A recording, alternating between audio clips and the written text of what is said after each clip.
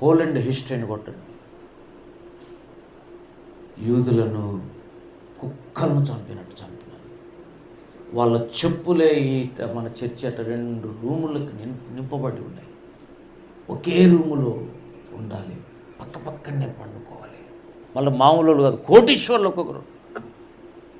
అట్లా చేశారు 2వ ప్రపంచ యుద్ధంలో. అందరూ 1కి 2కి అంతా కలిసి ఘోరంగా హింసించారు యూదులు.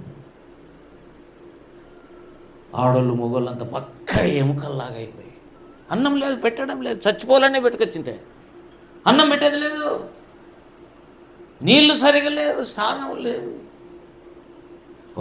నాయన పోలాండ్ హిస్టరీ మీద చూస్తే కన్నా తట్టుకోలేని సమయం.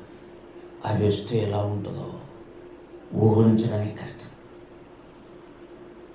ఇప్పుడే మనకు తినడానికి ఉంది, ఉండడానికి ఉంది, చూసుకోవడానికి ఉంది, టైంపాస్ ఉంది, లగ్జరీ ఉంది, ఇల్లు ఉన్నాయి, వాకిళ్ళు ఉంటాయి, ఉద్యోగాలు ఉంటాయి, శాలరీలు ఉంటాయి. అటువంటి కాలం మళ్ళీ ఇప్పుడు రాబోతోంది, ప్రపంచానికే రాబోతోంది. హిట్లర్కి అట్లటోళ్ళు 1,00,000 మంది అయితే కదప్ప యాంటీ క్రైస్ట్ సరిపోరు. అట్లాంటి క్రూరుడు వస్తున్నాడు.